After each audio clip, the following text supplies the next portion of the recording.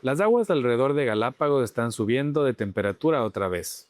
Ya en 1982 de 1997, un solo evento del Niño transformó por completo el equilibrio de las islas, afectando su biodiversidad.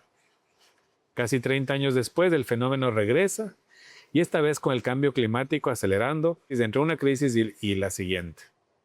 En ese marco, hoy conversaremos con María José Barragán. Ella es directora de ciencias de la Fundación Charles Darwin. Y el tema de hoy es el fenómeno del Niño.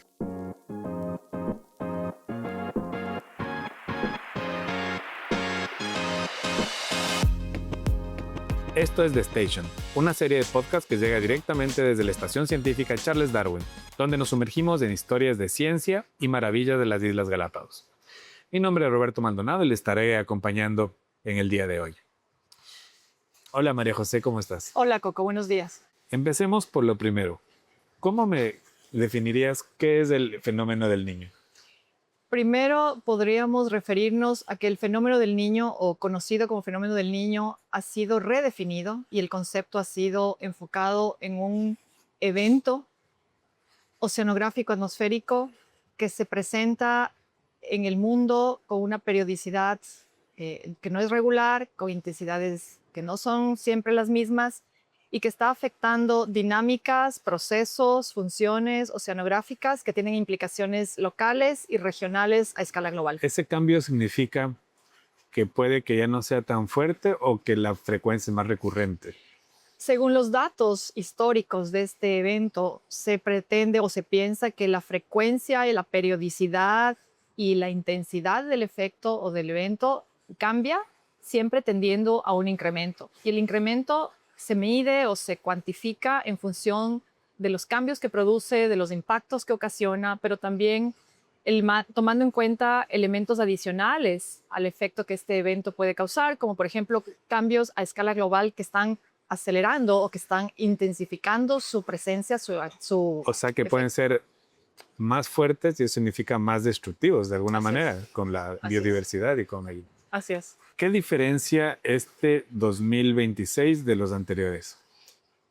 Pensemos que el evento, el Niño ha estado presente desde, y que es un poco difícil recordar el evento en los años anteriores o en las etapas anteriores. Yo, por ejemplo, me acuerdo del fenómeno del Niño 1982, 1983, yo era pequeña, pero sí tengo una memoria presente de los daños que causó ese evento en la costa continental.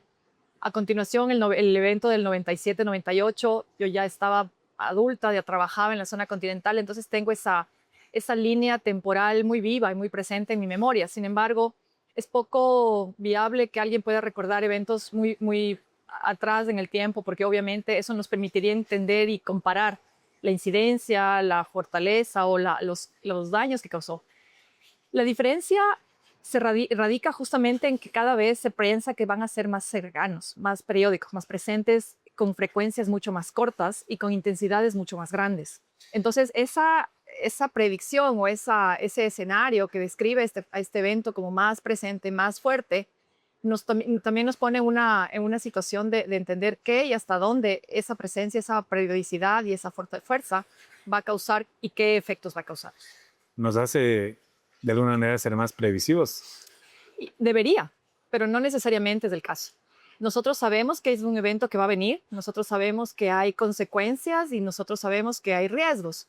Sin embargo, desde nuestra línea de trabajo, que es investigación, siendo una institución de investigación científica, lo que nosotros hacemos es documentar ese cambio, documentar ese efecto, ese impacto, pero en periodos hasta donde logramos alcanzar con nuestra escala temporal humana, que son ¿qué? Décadas tal vez.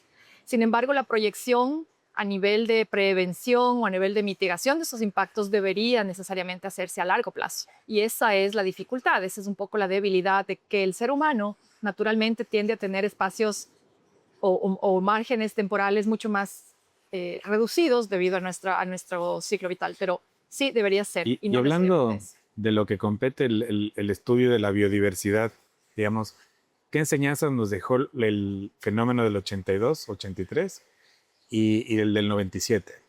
Justamente yo pensaría una enseñanza a dos escalas. Las escalas inmediatas, es decir, las inundaciones que se sufrieron, los cambios en la diversidad, las afectaciones a poblaciones de fauna, por ejemplo, pero también los cambios y los efectos a largo plazo, como por ejemplo el blanqueamiento de corales en algunas zonas del continente del Ecuador y también aquí en Galápagos. Entonces, Cuéntanos qué es el blanqueamiento de la coral. importancia entonces radica en que los efectos a corto plazo pueden eventualmente ser mitigados con una reubicación de poblaciones humanas, con una canalización de zonas de desfogue de aguas, con limpieza de canales naturales de cauces de ríos, por ejemplo, y que podrían ser mitigados a corto plazo con una planificación y una decisión. Sin embargo, los cambios a largo plazo con el blanqueamiento de los corales afecta a organismos, en este caso corales, de manera permanente y de manera irreversible. El blanqueamiento de un coral, lo que se conoce como blanqueamiento de un coral, es la muerte del coral. El coral es un animal muy sensible, sensible a factores químicos, a factores físicos y a factores de temperatura. El incremento de la temperatura, que es la causa más evidente de una presencia de un evento del Niño, con aguas calientes el coral se muere. Y con un coral muerto tenemos estructuras marinas no funcionales que no ayudan y no procesan ni permiten ningún procedimiento, ni ninguna función ecológica, biológica, y con eso causamos o tenemos un efecto y un impacto a nivel estructural, a nivel funcional y a nivel de dinámicas marinas. En el caso de los corales, ¿qué opciones habría? Digamos, ¿hay cómo repoblar eso? Existen metodologías y existe evidencia que demuestra que los corales pueden ser objeto de restauración. De hecho, hay iniciativas actualmente en el mundo, aquí en Galápagos, lideradas por instituciones como el Parque Nacional Galápagos, en donde se toman especímenes o pedacitos de especímenes de corales que podrían estar en riesgo de blanqueamiento y se les siembra en estructuras o en infraestructuras que son réplicas de su estructura natural. Lo que se pretende con estos métodos es, primero, evitar un daño general de una estructura de coral que va a estar afectada, pero por otro lado se podría pensar en evitar la extinción de una especie que podría morir y que podría terminar y extinguirse. Y afectar el ecosistema en su Y afectar globalidad. el ecosistema. Entonces estás garantizando dos cosas. Primero, mantener una estructura ecosistémica y también evitando extinción. Porque durante el fenómeno del Niño lo que pasa, se calienta el agua, esa agua viene con menos nutrientes y la escala trófica, digamos, de alguna manera se ve afectada. Pero de la literatura que revisé, el problema no es ese, sino que luego se poblan menos, o sea, los animales se reproducen menos, baja la tasa de reproducción. ¿En qué especies podemos ver eso aquí en Galápagos? Entonces, el principio de todo es que con agua caliente la productividad primaria baja, como bien dices. La base de una productividad primaria buena o eficaz es el agua fría. Con una ausencia de agua fría, entonces la productividad baja, la cadena trófica se altera porque los organismos que son la base de la pirámide trófica no se pueden reproducir y por lo tanto las fuentes de alimento para los organismos que depredan a estos organismos y así subsecuentemente en la cadena van a ver afectados su principal necesidad, que es las fuentes de alimentación. Con una alimentación deficiente, ausente o pobre, las especies van a sentir y van a tener efectos fisiológicos que redundan en capacidad y en eficacia reproductiva, y obviamente eso va a afectar los éxitos reproductivos de especies que necesitan reproducirse en las temporadas en las que van a estar afectadas por este evento. ¿Cuáles son esas especies más afectadas? Generalmente se mira a las especies marinas que depredan organismos de la cadena trófica, por ejemplo, peces de cadenas bajas, pingüinos, cormoranes, iguanas marinas, y sobre ellas las que depredan a esas especies que van a ser un poco más organismos de cadena superior más alta, peces depredadores, después tiburones, lobos marinos.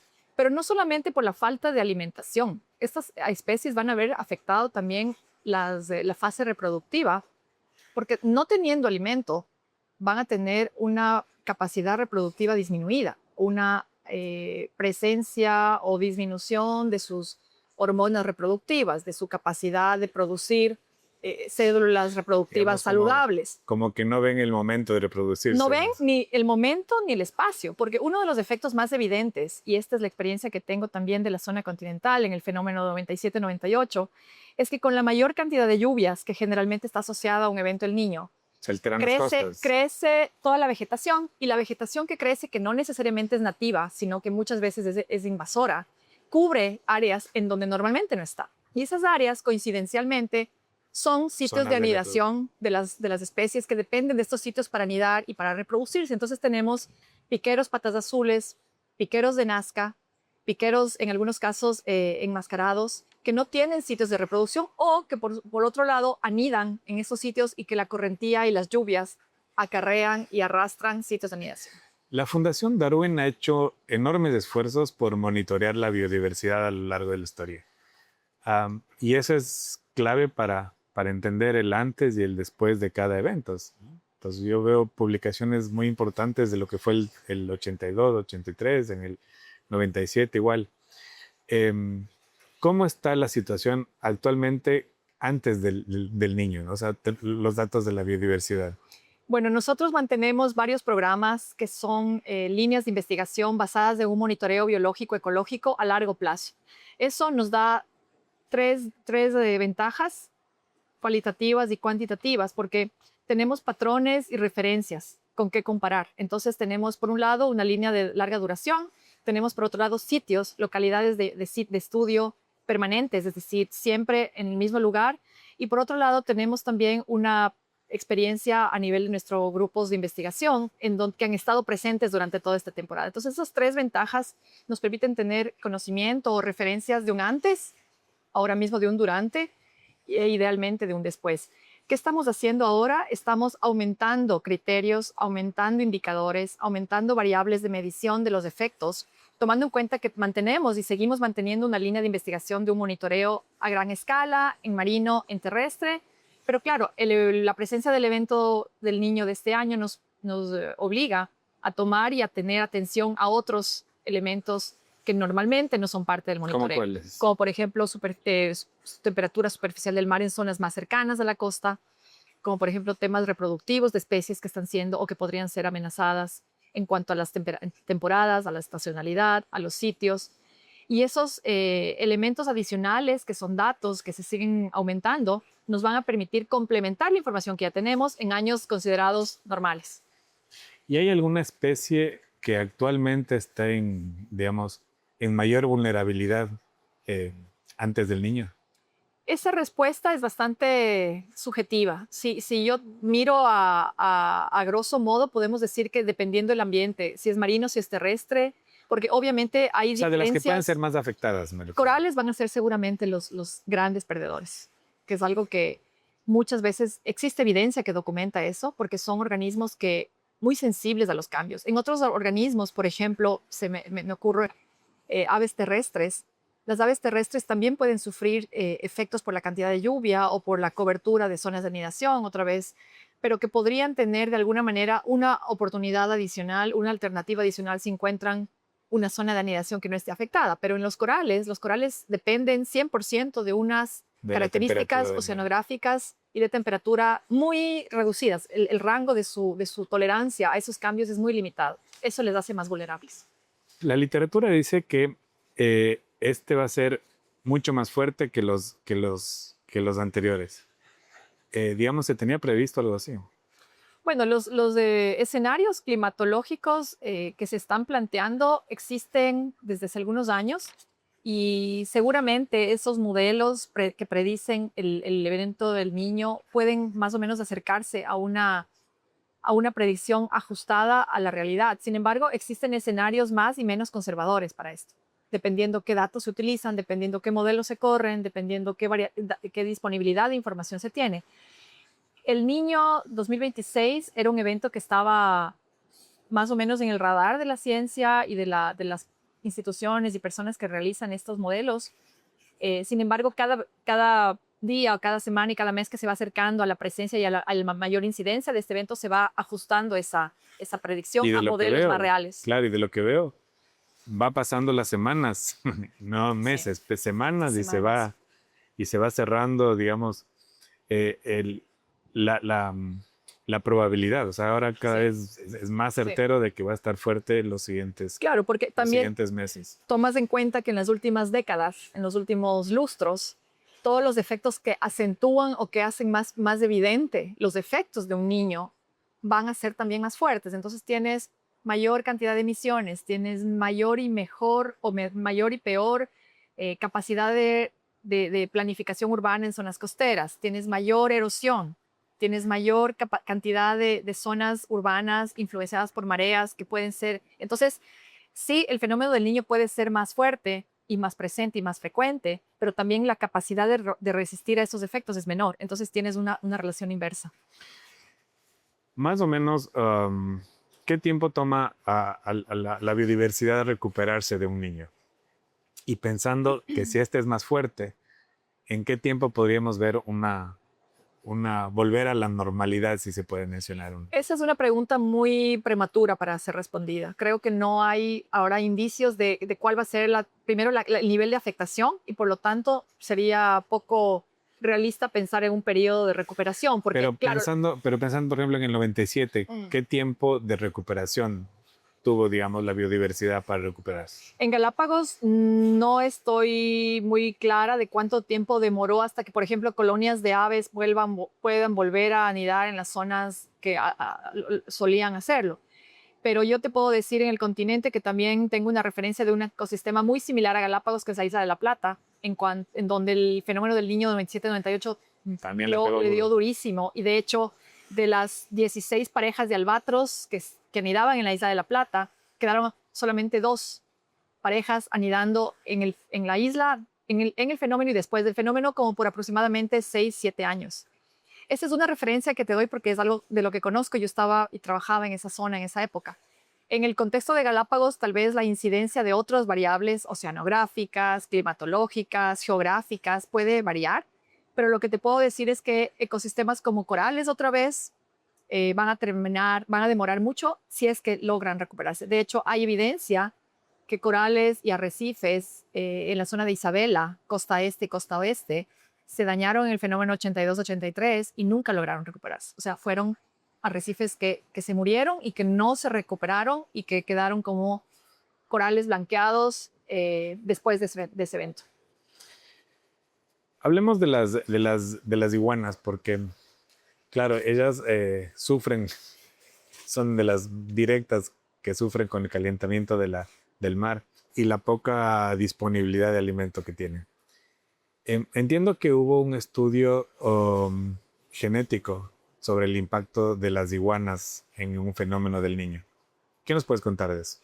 Las iguanas son organismos bastante interesantes porque al ser tan específicos en su ecología, en su biología y en la dinámica que tienen a nivel costero, ellas nos pueden dar indicadores bastante interesantes. La presencia, ausencia de iguanas nos puede indicar que algo está sucediendo en el mar. Ellas son herbívoras, ellas comen y se alimentan de algas.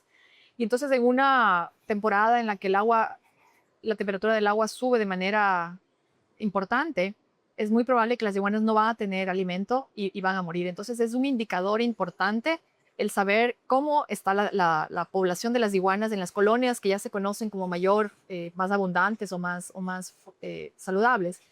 El estudio que se hizo sobre iguanas documentó una suerte de distribución espacial, una mayor y mejor posibilidad en zonas en donde las aguas fueron definitivamente más calientes. Pero cómo esa población ha logrado adaptarse a esos cambios en el tiempo y cómo esa población puede responder al evento que vamos a tener este año es una pregunta de saber y volver a medir lo que se midió en el estudio anterior. Entonces, la clave de entender esos cambios y de saber si fue mejor o peor que la anterior va a ser solamente si se puede volver a medir lo que ya se midió.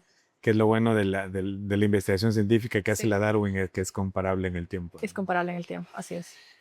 Además de eso, ¿qué proyectos sobre cambio climático tenemos ahorita en la Fundación Darwin? El cambio climático es una línea transversal en nuestro plan estratégico de investigación. Es uno de los pilares, de los 4 pilares temáticos que manejamos en la línea de cambios de los océanos y del clima.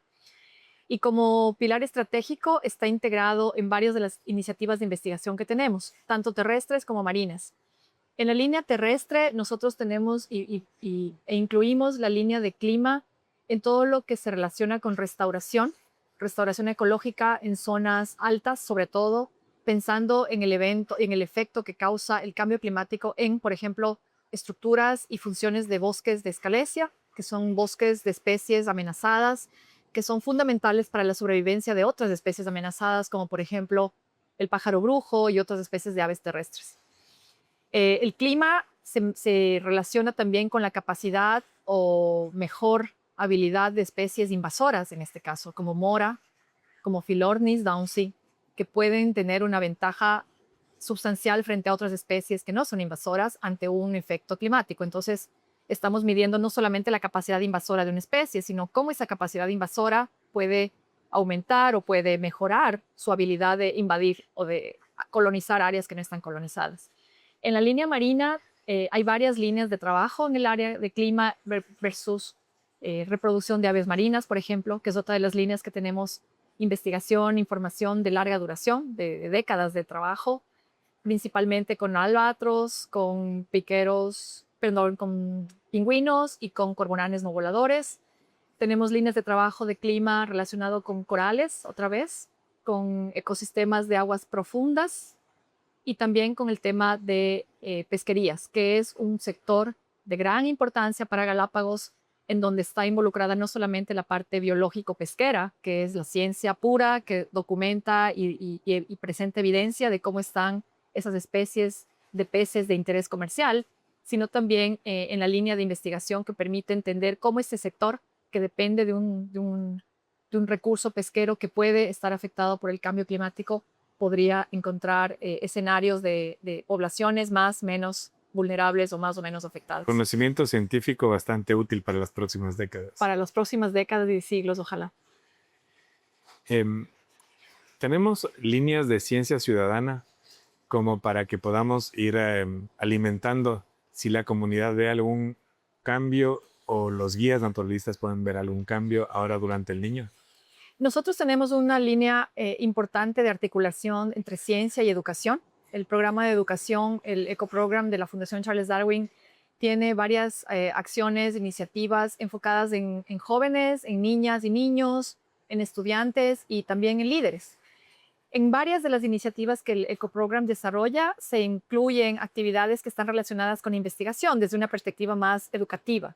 Y el área de ciencia ciudadana también se ha contemplado como una de las grandes acciones que tiene la Fundación Charles Darwin, por ejemplo, en el conteo navideño de aves, en donde es un excelente ejemplo que nosotros promovemos y que promocionamos año a año para que las personas de la comunidad galapagueña se integren en una metodología científica que pretende recuperar, levantar información sobre aves de Galápagos. Entonces, ese es un ejemplo, uno de varios, que sí tenemos como líneas claves de involucrar a la comunidad y de incluir ese conocimiento de la ciudadanía en documentar y presentar evidencia sobre especies, por ejemplo, en peligro en Galápagos, especies de aves.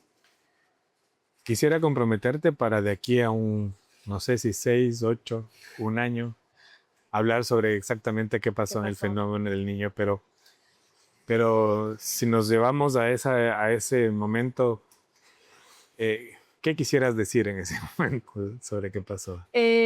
Importante para nosotros como institución es tener y sentar el precedente de que la ciencia y la investigación son fundamentales. Y no solamente como un principio de una investigadora que te dice que la ciencia es importante, sino como la base sobre la cual se toman decisiones, se dan acciones, se desarrolla política pública y también se promueven cambios de comportamiento a nivel individual, a nivel colectivo, a nivel de comunidad. Ojalá que en el futuro, en un año, año y medio, nosotros tengamos el conocimiento científico sobre el cual se pueda basar esas acciones, esas decisiones, sobre todo por autoridades, pero también por comunidad. Saber que la ciencia que tenemos a disposición nos sirve de algo y sobre esa ciencia podemos tomar decisiones que no corresponden a un momento o a una tendencia o a un deseo, sino a una evidencia que te da base y que te da hechos sobre los cuales tomar decisiones. Entonces, si es que en un año tenemos más evidencia que documente cuál fue el efecto, ojalá podamos tener también una línea de acción clara para saber cómo vamos a remediar o tratar de remediar los efectos y los impactos, no solamente en sistemas naturales, sino también, ojalá, en comunidad. Eso lo conversaremos en unos meses próximos. Ojalá. Ojalá. Quería agradecerte mucho, María José. Ha sido una conversación bastante enriquecedora y sobre todo oportuna. Así que Gracias, Coco. muchas gracias. Muchas gracias a quienes nos acompañaron el día de hoy. Les invitamos a que sigan nuestras redes sociales y en nuestro canal de Station. Muchas gracias.